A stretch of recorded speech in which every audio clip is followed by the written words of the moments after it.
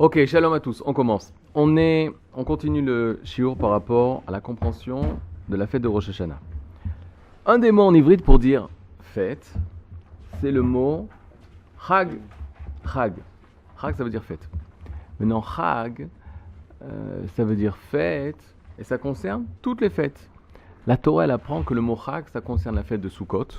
Chag, c'est Sukkot. Et de Sukkot, on apprend pour toutes les autres fêtes. Aussi, c'est Pessah, c'est Chag, Shavuot, c'est Chag. Mais là-bas, c'est Sukkot.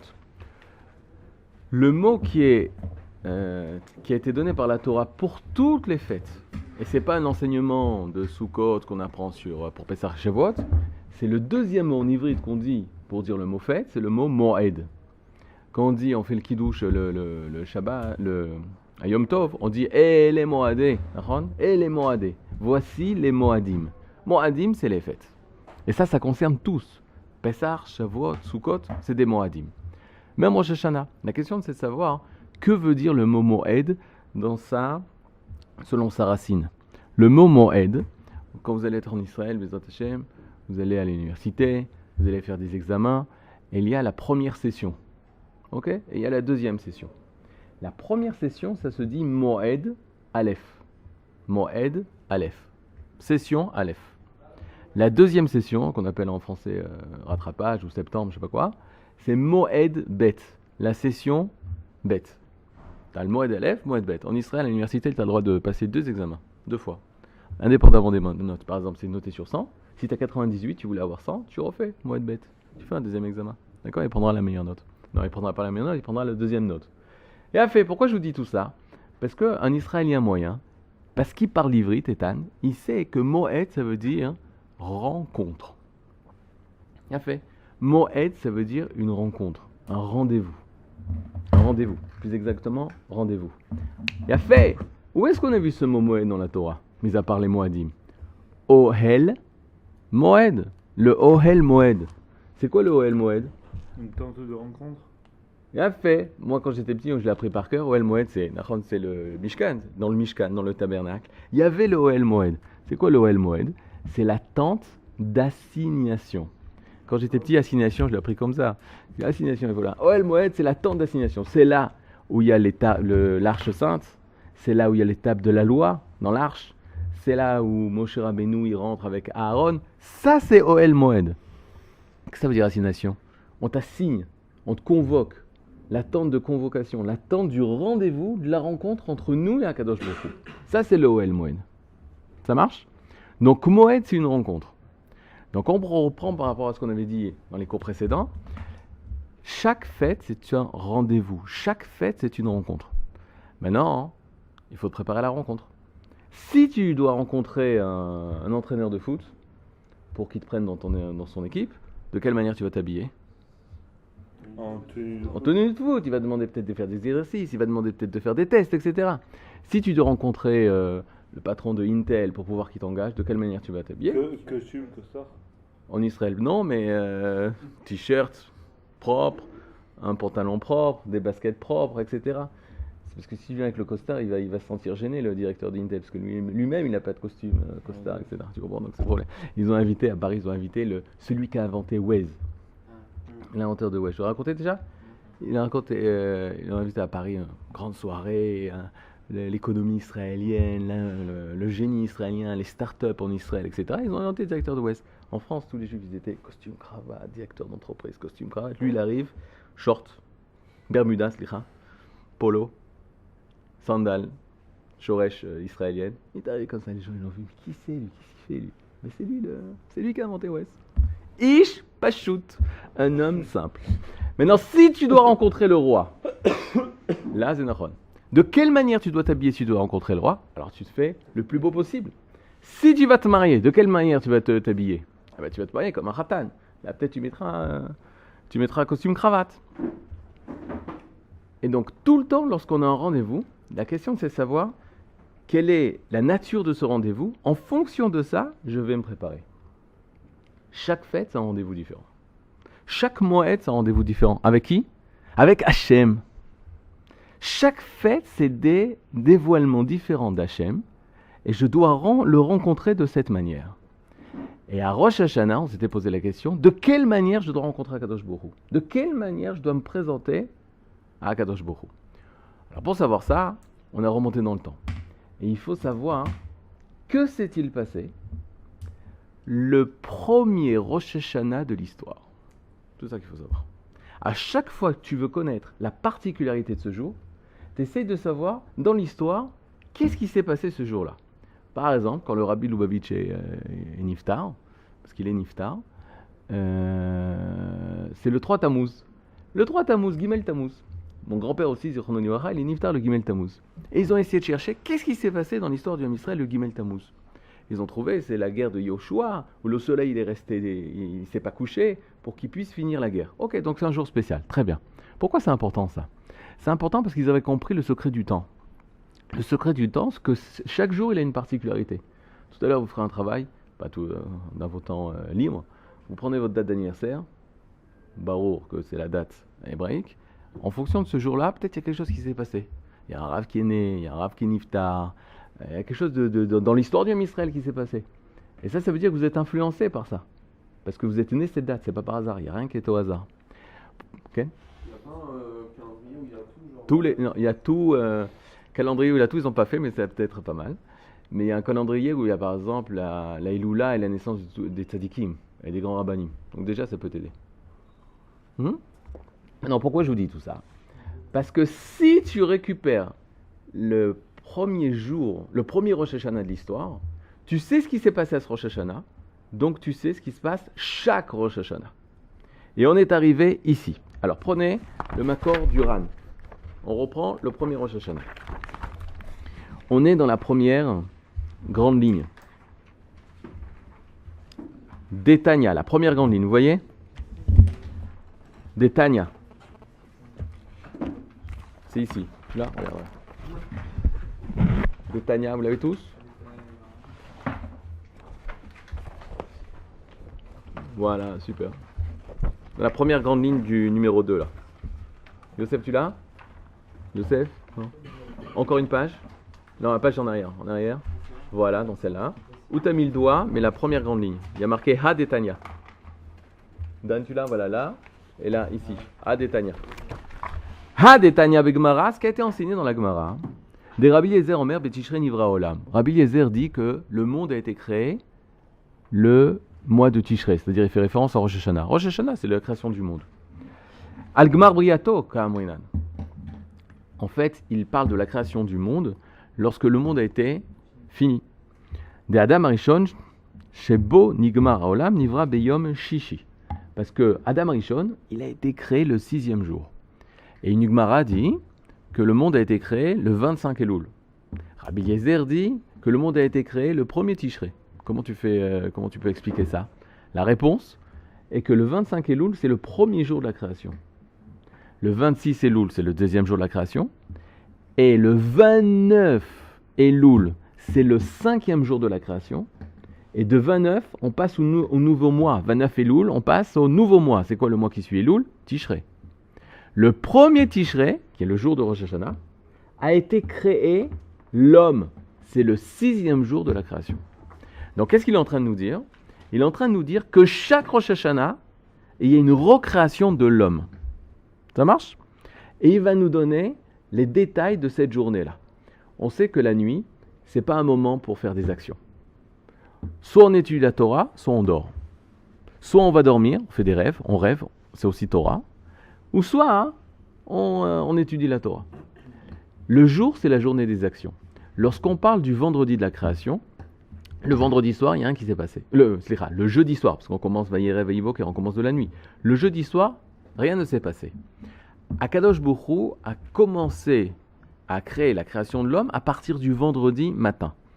Alors qu'est-ce que ça veut dire à partir du vendredi matin? Au minimum à partir du lever du soleil. Le lever du soleil en ivrite, ça se dit Hanetz Achama. Hanetz Achama. Le bourgeonnement du soleil. Chama, c'est le soleil. Lorsque le soleil commence, on voit la première lueur du soleil, c'est Hanetz Achama, et c'est le début du jour. Alors que s'est-il passé? Regardez. Be'echad ve'tishrei ve'garsinan tuatam be'ptikta nimtsa omer. Donc tu peux dire Be'rosh Hashanah nivra Adam Arishon. À Rosh Hashanah, Adam Arishon, il a été créé. C'est-à-dire Sharishona. Et on y va. La première heure du jour. C'est-à-dire, venez, on fait le calcul. Cette année, le Rosh Hashanah, ça tombe lundi soir. Mardi matin, c'est le premier Tishrei. Et le Netzach Hama, c'est à 6h20. Non, ça va être à 6h30, comme ça, à 6h25 peut-être.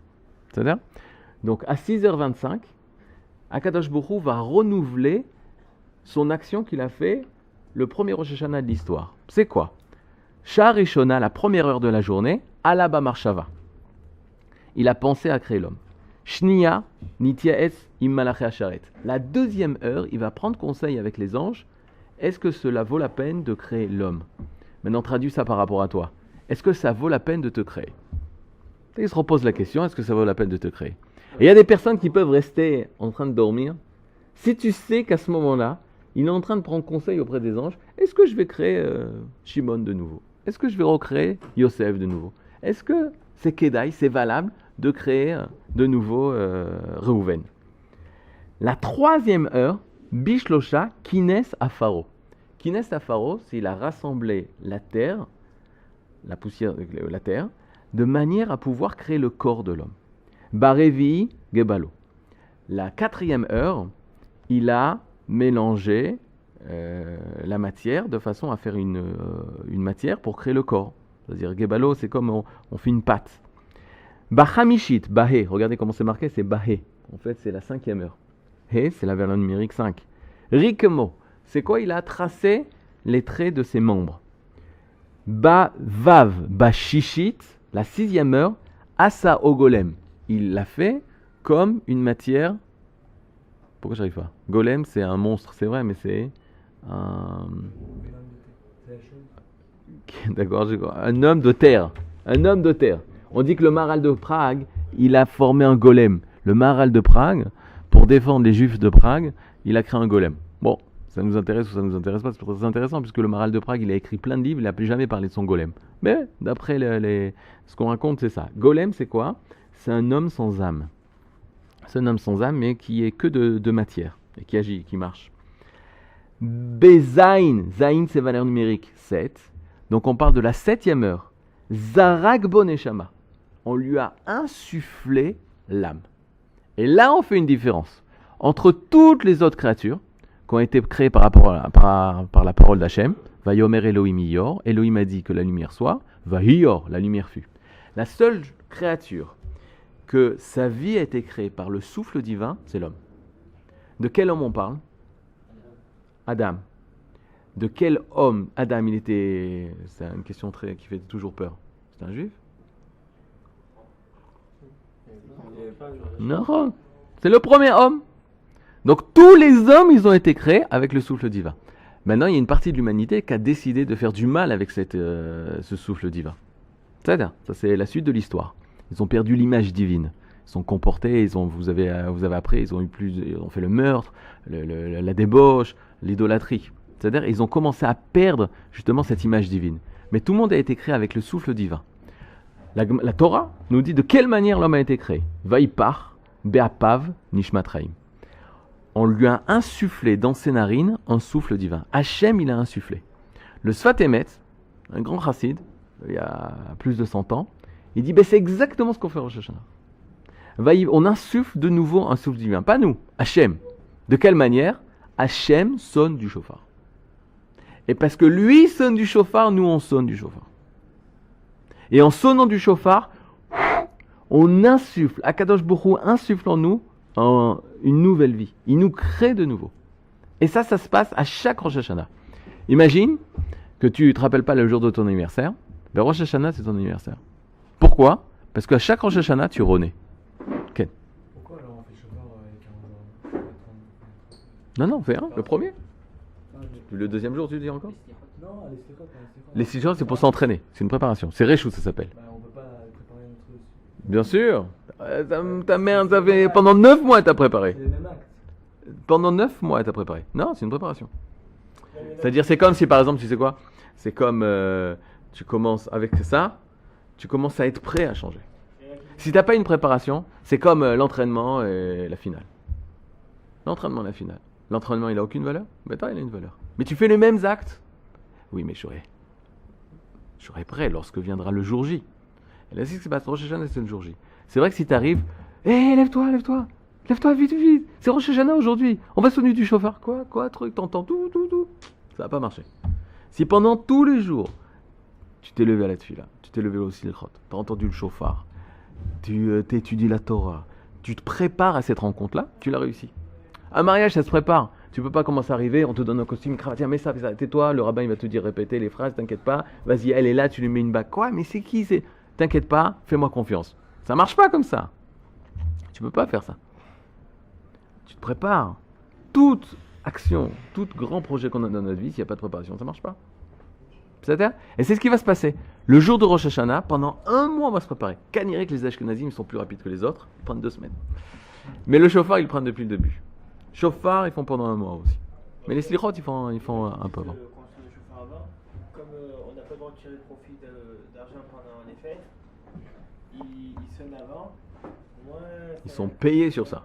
Okay, mais c'est pas la raison. C'est par rapport à ce que tu donnes comme argent. Et on essaye de résoudre le problème de la Torah avec de l'argent. Ça n'a rien à voir. Là où tu auras de l'argent, il n'y a pas de Torah. On continue. Bezaïn Zarak Boneshama. La 7e heure, on lui a insufflé il lui a dans les mots, c'est Zarak. C'est quoi Zarak? Jeter. Bo en lui, Neshama, une Neshama. Moi, je vous conseille, avec vos stylos, s'il marche, vous pouvez marquer les mots en dessous, même s'il y a très très peu de place. Alors, qui c'est qui rapporte ça? Je vous rappelle, c'est le Ran, Rabbeinu Nissim, ok? Ran, Resh, Nun, c'est les Rachetevot. Dans la Torah, on utilise beaucoup le Rachetevot, beaucoup les abréviations. En français, ça n'existe pas, les abréviations de Ran? Ça existe, les abréviations? Bien sûr. Ouais, mais on parle comme ça? On parle pas comme ça. Dans une phrase, tu dis pas une abréviation. Non. Sauf quand c'est encore une association ou des trucs comme ça. Les CRS. On va pas dire, par exemple, au cinéma, on va pas dire le cinématographe. Ouais, d'accord. C'est rentré comme mot. Ouais, mais rachetez votre, par exemple. CRS, tu ne rentres pas dans un mot. Par exemple, tu dis, transmets un grand. Tismor dash la orim shelcha. Transmets un dash. Ouais. Dash. Oui, parce que c'est des noms de personnes. Transmets un dash à tes parents. Un dash. C'est Dalet Shin. Drishat Shalom. Drishat Shalom, c'est-à-dire leur transmettre le bonjour. Par exemple, à la place de dire, tu diras bonjour à tes parents, alors tu diras un DB, dire bonjour. Ça marche pas comme ça. Mais en hybride, on parle comme ça. Ou même des gens, on va pas appeler, quoique oui, quand c'est des personnes, ouais. Quand c'est des personnes, on parle. En tout cas, chez nous, les rachetez-votes, ça marche énormément. Parce qu'on veut les tsem-tsem. C'est-à-dire on veut être concis. La pensée, elle est très rapide, elle doit être concis. Surtout quand on a un problème, c'est quoi? C'est que le Ham Israël, il a une pensée rapide. Et donc on parle rapidement. Bechet, c'est quoi Bechet? La 8e heure. Qu'est-ce qu'il a fait Hachem la 8e heure?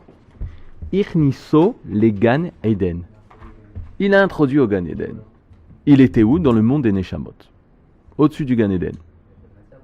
Non, même le Gan Eden, c'est pas la matière. C'est une création, mais c'est pas de la matière.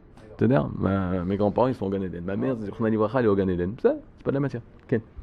Le Gan Eden, c'est sur la terre. Non. C'est une porte en Israël, etc. Mais c'est pas de la matière. C'est pas ta. C'est-à-dire, c'est le monde des Neshamot. Il y a marqué. Bon, je vais vous expliquer. Pour l'instant, Gan Eden. Nos grands-parents, vos arrière-grands-parents, ils sont au Gan Eden. D'accord? Ça, pas shoot. Pour l'instant, c'est ça le Gan Eden. Donc lui, il a fait pénétrer dans le Gan Eden. Batchi'it, la 9e heure. Regarde dans les mots. Contrairement, la Gemara dans le Ktuvot dit Otiot Markimot. Les lettres, elles rendent sages. Les lettres de la Torah, elles rendent sages. Batchi'it, la 9e heure, Nitztava. C'est quoi Nitztava? Il a été ordonné de manger, je rajoute, de manger de tous les arbres et interdiction de manger de l'arbre de la connaissance du bien et du mal. Ça marche? On rentre en Gan Eden, on lui a donné les mitzvot. Donc chaque Rosh Hashanah, de nouveau, il y a un renouvellement des ordres que la Kadosh Baruch Hu nous donne. La Torah, Matan Torah. Be'asirit Sarah, la 10e heure, il a fauté. Il a mangé l'arbre défendu. La 10e heure. C'est-à-dire en 1 heure, pouc, il faute. Mais C'était une heure ou c'était une heure Je sais pas. Non, mais c'est quand même. Non, non, c'est pas ces 60 minutes, etc. Mais en tout cas, c'est une action. C'est-à-dire que quand on l'a mis au Gan Eden, on lui a donné les mitzvot et il a fauté. Quoi, si rapidement? Ken Adam Enshon. Mais donc entre la 9e et la 10e heure, c'est là où il y a la femme qui a été tuée également. Nahon. Nahon. Be'achad Esre, la 11e heure, Nidon. C'est quoi la 11e heure du jour? C'est proche de midi ou proche de la nuit? C'est la nuit. De la nuit, il y a fait. Combien il y a d'heures dans le jour? 12. Donc là, on est la nuit là.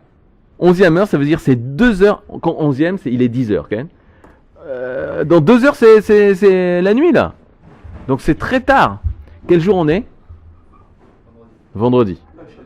La veille de Shabbat. Qu'est-ce qui se passe la veille de Shabbat avant Shabbat? Chez toi peut-être, mais qu'est-ce qui se passe? Dans toutes les maisons. La chatz, il y a de la pression. Fais ça, t'as fait ça, ta. Il y a des grands rabbinim qui disent, si tu arrives à faire entrer le Shabbat, sans faire, sans crier, sans t'énerver, en disant, tu fais le tikkun de Adam Rishon. La réparation de Adam Rishon. Parce que justement, lui, il a fauté à ce moment-là. C'est un moment où il y a le Yetzer Hara. Il y a des moments, messieurs, où le Yetzer Hara, il fait des heures supplémentaires. Avant les fêtes, il est toujours là. Ah, il est toujours là. Avant le Shabbat, tous les vendredis, il est là. Et quand il est là aussi, tous les Motzei Shabbat. Tous les sorties du Shabbat. Avant le Shabbat, il est présent. Et après le Shabbat, il dit, allez, prends ton téléphone, allez, c'est fini Shabbat, allez, prends-le. Oublie ce qui s'est passé pendant Shabbat. Ça va? Et où est-ce qu'il est aussi? À la Yeshiva. À la Yeshiva, il fait des heures, il supporte pas ça.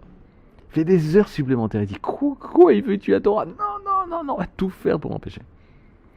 Mais note pas, le Yetzer Hara, on apprendra ici, c'est pas un petit ange comme ça qui vient te voir, qui dit, allez, fais du mal. Ça n'a rien à voir avec ça. Elle a sachez, lorsqu'on essaye de sortir au-delà de la nature, elle nous ramène toujours vers le bas. D'accord? Quand tu veux faire des efforts, la nature, elle t'empêche de faire des efforts. Quand tu veux faire du sport, tu veux développer la nature, elle t'empêche de faire ça. Parce que la nature, elle t'empêche de sortir de la normale. Quand tu veux étudier la Torah, tu veux sortir de la normale. Tu veux être au-delà de la nature. Alors là, la nature, elle s'oppose à toi. C'est un bienfait, on étudiera pourquoi c'est très très bien. C'est très très bien ça, qu'est le Yetzer Hara. Mais de notre côté, il y a un combat. Bon, c'est pas simple. Une personne qui veut être médecin, c'est pas facile. Mais pourquoi? Parce que c'est fait exprès. Parce qu'on veut que le médecin, ce soit une personne élevée. Donc là où il y a la difficulté, ça montre la grandeur. Si c'était facile d'étudier la Torah, on comprendrait que la Torah, c'est pas si grand que ça. Toutes les choses, dira le Gaon de Vilna, qui sont faciles, il semblerait que ce n'est pas des choses très, très importantes. Par exemple, manger, c'est difficile ou facile? Facile. Caniré, c'est pas important. Il semblerait que c'est pas important. Dormir, c'est difficile ou facile? Facile. Caniré, c'est pas important. Utiliser ton téléphone, c'est facile ou difficile? C'est super facile. Donc c'est super pas important. Ça va? On continue. Nidon, il a été jugé. Hachem le juge. De l'arbre que je t'avais interdit de manger, tu as mangé. Il est en train de juger. Qu'est-ce qu'on fait de Adam Rishon? Ken, Amram. J'ai tendance à t'appeler Moshe. Parce que le père de Moshe, il s'appelle Amram. Donc, vas-y. Mais Hachem, il savait qu'il allait manger Hachem, il savait. Il t'a dit Hachem? Non, mais il sait tout, non? Il sait tout. Alors ça y est, je ferme le livre. Il sait tout, mais je suis libre. Je répète. Il sait tout, mais je suis libre. Oui. C'est tout. Donc, Sinon, je ferme le livre, je jette la kippa, je mets des serpents à la place des tefilines comme les pharaons. Sinon, il n'y a plus rien. T'as compris ce que je veux dire? Le libre arbitre, on l'a. Je suis libre de faire le bien et le mal. Et je suis pas libre d'être femme. Non. Je suis un homme. Malasot. Je suis pas libre d'être Sfarado. Non, ça c'est un petit peu vrai. Je suis pas libre d'être goy ou juif. Non, connaît. Ça a été décidé. Je suis pas libre d'avoir les yeux bleus. J'ai pas les yeux bleus. Ça, je suis pas libre. Mais dans n'importe quelle situation de ma vie, je suis libre de faire le bien ou le mal. De choisir la vie ou l'inverse. Mais Hachem, c'est ok. Qui t'a dit que savoir, ça veut dire empêcher ma liberté à moi? C'est-à-dire, mais c'est une très grande question. Le travail elle était née Oui, parce que Johan nous a dit que si il a déjà fauté, ça veut dire que déjà la femme a été créée. Mais il fait pas une allusion que la femme c'est la source de la faute. Hein. parce que Dieu il a dit il fallait attendre pour Ken, c'est là. En tout cas, il a fauté, c'est ça l'essentiel. Ce qui est essentiel pour nous, c'est de savoir que la 11e heure, il est jugé. Ken. Ça veut dire que de toute façon, il y avait déjà les deux scénarios possibles. Ouais, bien sûr. Et comme il est libre, Il pouvait rester au Gan Eden. deux scénarios possibles. Il avait deux scénarios. Sinon, il n'est pas jugé. Tu peux pas juger une personne s'il n'y a pas de libre arbitre. Je peux le juger, lui. Lui dire quoi? Tu me déranges? Mais non, c'est pas lui qui décide. Lui, il n'a aucun libre arbitre. Lui, il fait son travail. Il est ni bon ni mauvais. Bientôt, il aura. Je sais à quoi tu fais allusion. Même là, il n'aura pas. Tout ça, c'est des algorithmes. Tout ça, c'est des programmations. Ça n'a rien à voir, lui, Babit. Il prendra des données, en fonction de ça, il réagira. Et là, on comprendra mieux là où on est libre. Là, on comprendra mieux c'est quoi notre liberté. Plus il y aura de robots, plus on comprendra quelle est la place de l'homme. Et que si nous aussi on est des robots, alors quoi, non. Et là, le but de l'homme, c'est s'attacher à lui, ce que le robot est incapable. On y va. Beshtemesre, la 12e heure, c'est-à-dire la dernière heure de ce vendredi si long. La dernière heure du premier jour de la création de l'homme. La dernière heure de Rosh Hashanah. Comment on est la dernière de Rosh Hashanah? Bon, on prépare le 2e jour. Mais qu'est-ce qui s'est passé la dernière de Rosh Hashanah? Yatsa, regardez l'expression. Yatsa bedimos. Il est sorti pardonné. Il est sorti pardonné. Hachem lui a pardonné. Il est dans le Gan Eden. Nahon. Et il a fait sortir du Gan Eden. C'est quoi être pardonné? Il aurait pu dire tu meurs.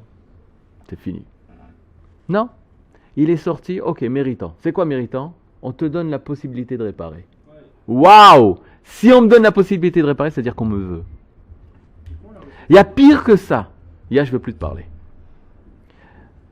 Des Chachamim, après la Shoah, ils se sont posé la question, ils ont dit comment ça se fait qu'on n'a pas fait un Cherem?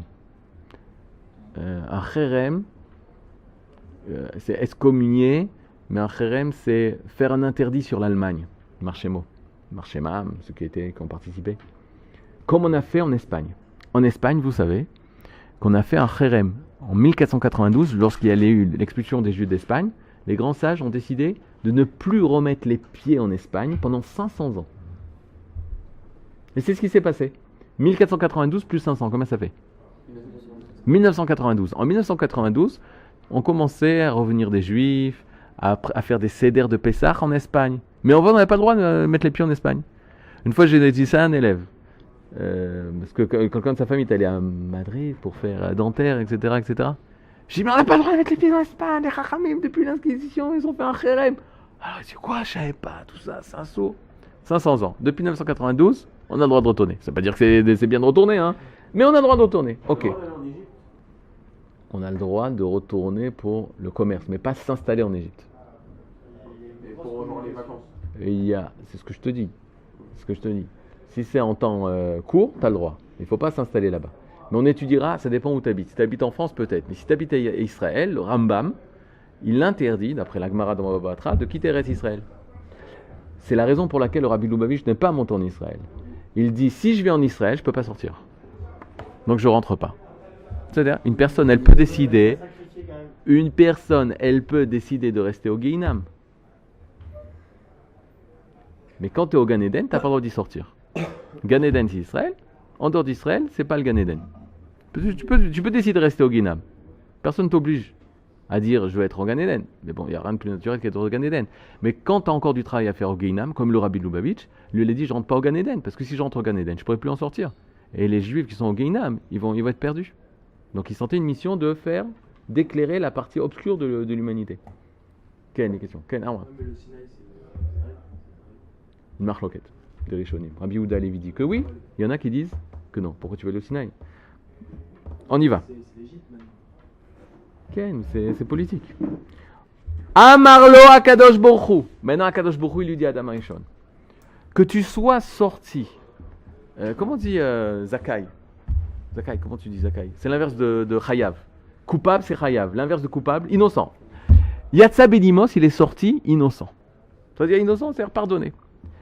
Et Akadosh Baruch Hu, il dit Simanze levanecha.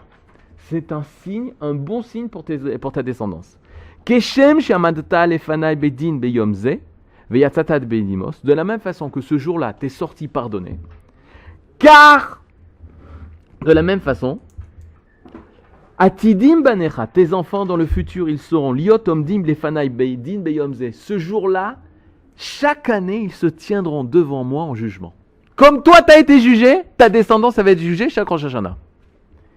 Veyotzim bedimos. Et eux aussi, ils seront innocents.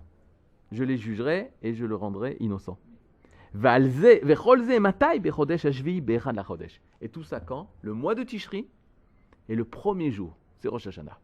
C'est-à-dire, qu'est-ce qui se répète chaque Rosh Hashanah? Le jugement d'Hachem et le pardon d'Akadosh Baruch Hu. C'est-à-dire, on est obligé déjà de pardonner à Rosh Hashanah. Bezrat Hachem et Bezratra, avec ton aide. C'est trop facile. Menachon, c'est la question qu'on va poser. Il est clair que même dans cette situation, C'est-à-dire, voilà, j'ai un mois, je fais tous les péchés. tous les péchés, Les péchés possibles imaginables, j'arrive devant Rosh Hashanah, que je vais me pardonner. voilà. C'est sûr que non. Nahon. Mais qu'est-ce que ça veut dire que Akadosh Baruch Hu l'a pardonné? Qu'est-ce qu'il a fait Adam Arishon? Qu'est-ce qu'il a fait Adam Arishon lorsqu'il a fauté et qu'il s'est présenté devant Akadosh Baruch Hu? Il a fait tchouva. Qu'est-ce qu'on dit le Shabbat avant Arvit? Mizmor Shir Leyom HaShabbat. Qui c'est qui a récité ça? C'est Adam Arishon. Il fait tchouva. Alors t'as raison Ethan. Si tu fais pas tchouva, si le Ham Israël il fait pas tchouva, comme Adam Arishon, alors on va pas se faire pardonner. Mais on se présente le jour de Rosh Hashanah comme Adam Arishon. Et on fait tchouva et là on est pardonné. Il faut faire tchouva, t'as raison. Mais nous, ce qui nous rassure, c'est que c'est évident qu'une personne qui dit ça, c'est une personne qui regrette ses fautes, qui veut faire tchouva. La question, c'est de savoir est-ce que Hachem il va être dur, midatadin ou midatarachamim. Là, on sait que si tu te comportes comme Adam Rishon, tu demandes pardon à Hachem, tu fais tchouva, alors Hachem il va te pardonner. Comment faire tchouva vraiment? Chazak, c'est tout le sujet du cours. Quelle est la tchouva de Rosh Hashanah? Et je vous donne déjà un truc. Comment on a tchouva? Quelle est la tchouva de Rosh Hashanah? Je vous dis une halakha, interdiction le jour de Rosh Hashanah de faire les tachanonim. On ne dit pas le mot, une seule fois on ne dit pas le mot faute le jour de Rosh Hashanah. Ça, quand j'ai étudié ça à la yeshiva, bon maintenant on sait ça, j'ai dit Ribono shel olam. On va poser la question, combien de tachanonim on fait Rosh Hashanah? Combien de fois on dit le mot chet? Je dis au moins, le mot faute. Que j'ai fauté, j'ai fait des fautes, combien? Je dis au moins, je sais pas moi, 800 fois. Bon allez d'accord, les 400 fois. Il me regarde, cherche. Je commence à ouvrir le Sidour. 20 ans j'ai prié Rosh Hashanah. Tout le Sidour. Pas une fois. On ne prononce pas les fautes le jour de Rosh Hashanah. On t'empêche de faire le vidouille, alors que l'essentiel c'est le vidouille. Kippour. Allez, 365 fois. Chet, al-chet, Khatanu, Pachanu, vidouille, slichot, ça c'est Kippour, t'as raison. Mais Rosh Hashanah non. Attends, on me demande de faire tchouva sans la tchouva. On me demande de faire la tchouva sans l'acte de tchouva qui est j'ai fauté Hachem, je reconnais mes fautes. Tout le cours c'est ça. Okay. Alors, pour le moment, si Adam Arishon il y a des tchouva, pourquoi il y a des réincarnations C'est ça, la possibilité de réparer. parce qu'il a déjà fait tchouva. Tchouva, il y a deux modes. Ah oui, alors j'étais avec l'Espagne, très vrai, vous m'avez pas dit. En général, il y a une suite dans mes idées. L'Espagne, après la Shoah, des Juifs se sont levés, ils ont dit pourquoi on ne fait pas un kherem à l'Espagne? Réponse des Chachamim, à l'Allemagne, c'est ça. Pourquoi on ne fait pas un kherem, comme on a fait en Espagne 500 ans, on donne à l'Allemagne? Réponse? Ouais, ils n'ont pas fait tchouva et... Non, c'est hors norme. Tu peux donner 500 ans. C'est encore dans les normes de ce qui s'est passé, si on peut dire ça. L'Inquisition, ok, on va les punir 500 ans, c'est énorme. Mais ça reste dans les normes. Mais la Shoah, c'est de quoi tu me parles? C'est tellement l'horreur, c'est de dire, on va vous punir 500 ans. Mais de quoi tu compares? Il n'y a pas d'équivalence, t'es hors norme, t'es hors vie. Vous comprenez ce que je veux dire? C'est vers la métiout, c'est au-delà de la réalité. Il n'y a rien à dire. Il y a pire que le hors-la-loi. C'est rare. La pire des choses, c'est le hors-la-loi. Hors-les-lois, tu peux même pas t'en occuper. Quand je vais dire à un bachour, ici, je dis, toi là, ton téléphone dans la chambre. Qu'est-ce que c'est en train de dire? C'est, j'aime le bachour, le garçon, je veux m'en occuper, je m'inquiète de lui. C'est une personne que je veux faire avancer et qui veut avancer et on va l'aider. Donc il est dans la chose. Mais il a transgressé les lois, il a marqué pas de téléphone de 9h à 1h. Il a transgressé les lois, mais il est encore dedans. Mais une personne qui est hors la yeshiva, il n'appartient pas du tout à ces lois. Tu peux rien dire. Qu'est-ce que tu veux dire? De quoi tu te mêles? Il n'y a pas de tipoul, il n'y a pas tu peux pas le traiter, il n'y a pas de traitement pour lui. Parce que bon, il n'est pas chez toi, qu'il ou autre chose. Donc, après la Shoah, les Chachamim disent, quoi tu veux dire? Tout ce qu'on dira, c'est rien par rapport à l'horreur qui a été faite. Okay. Et du coup, il n'y a rien qui était. Il n'y a rien qui a été fait parce que c'est Me'ever. Alors, Nachon, après, personnellement, il y a des gens qui vont pas aider l'Allemagne, ils vont pas être truc, ça, non. Après, c'est des chikoulis. Mais après, c'est pas que l'Allemagne. C'est Nachon. Non, il y a quelque chose qui va être fait. C'est la naissance du Ham Israël. Ça, c'est une chose, c'est la plus grande chose qu'on puisse faire. C'est de ramener de la lumière et se donner à 1000% dans la lumière. C'est ce qu'on fait. Ken Yosef. On peut faire tchouva pour les autres. Tu peux faire tchouva pour aider à ce que Akadosh Baruch Hu leur pardonne. Ça, ouais. Ça, c'est la tchouva des tzadikim. Par exemple, moi, je sais que mon grand-père, il n'est pas du tout... Pardonne-le. Pas pour lui. Tu dois prier pour que lui fasse tchouva. Tu dois prier pour Akadosh Baruch Hu lui pardonne. Et tu lui dis, regarde, Bessar Hakol, moi je descends de lui. Et c'est grâce à lui que moi j'ai pu être comme je suis. Donc moi, si je suis grand et si je suis tzaddik, alors c'est lui aussi il a des dividendes à recevoir. Juste route. Dernière question. Tout à l'heure, il a posé une question, mais je sais pas, comment on peut savoir si la tchouva est acceptée? Je vous répondais maintenant, comme ça ne restait pas jusqu'à Shabbat. Lorsque la tchouva est acceptée, toi, tu es sa mère. Comment c'était Rosh Hashanah? Waouh. Apaisé, bidiouk, shalva. T'es apaisé. C'est comme quelque chose de lourd qui était en toi et t'as été nettoyé. Maintenant, tu dois payer maintenant. Tu dois lui demander pardon. Tu veux lui dire slicha. Tu dois rendre l'argent. Tu dois faire des téléphones après Rosh Hashanah. Ça oui. Mais il y a 2 étapes, c'est ça que je veux te dire. Il y a le regret et être pardonné auprès d'Akadosh Baruch Hu, et maintenant tu dois réparer ce que tu as fait. Personne, elle a sali la salle, elle a fait, je sais moi, elle a renversé, elle a pas nettoyé, etc. Faute. Première étape, regretter. Je regrette. 3e étape, maintenant tu répares. Maintenant il y a pire que ça. Il y a une personne qui ne va pas regretter, on dit, pars. Non mais c'est bon, je vais le faire, ça va, je vais nettoyer, mais je regrette pas, c'est normal, ça va. Sors. Mais non, je vais nettoyer. Non, ça sert à rien. Réparation, c'est seulement si d'abord il y a eu une tchouva. Tchouva, c'est le regret du mal que j'ai fait. Après, tu répares. Mais il y a pire que ça, il y a personne qui ne voit pas le mal. Ils ne regrettent pas du tout. Ils vont dire, bon, c'est quoi les actions qu'il faut faire là pour que je reste, allez, j'y vais. Je nettoie là, bon, ok, je nettoie. Mais non, ça n'a rien à... Ça ne nous aide pas à nettoyer. Je peux faire venir quelqu'un, il va nettoyer à ta place. C'est pas ça le truc. C'est que tu prends conscience du mal que tu as fait et que tu le regrettes. C'est ça le but. La Gemara, elle dira, une personne qui fait un korban, un sacrifice, parce qu'il a fait une faute, mais il ne fait pas de tchouva avant, ça ne sert à rien le sacrifice. Si une bête, c'est dommage que cette bête, elle meure pour toi. Elle est morte pour rien. Vous comprenez? Donc, toujours quand il y a la kapara, l'expiation, le tikkun, la réparation, il faut faire ça précédé d'une teshuvah. De la même façon, tu rends l'argent. Pourquoi tu rends l'argent? La police, elle va me prendre. Hein. Moi, je voulais le garder, l'argent. Tiens, prends-le. Ça ne sert à rien à voir avec le tikkun. Alors, tu dois quand même le faire, hein, ça aide, hein, parce que tu n'as plus l'argent volé. Mais le fait que tu as volé, que tu n'as pas fait tchouva, c'est comme un cancer qui se propage. Le mal qui n'a pas été paré, il se propage, il grandit. C'est pour ça qu'on dit de laisser traîner les fautes, d'aller dormir avec des fautes, zélotov, parce que ça travaille la nuit, ça travaille. Tous les jours, on n'a pas fait tchouva, le mal, il se propage.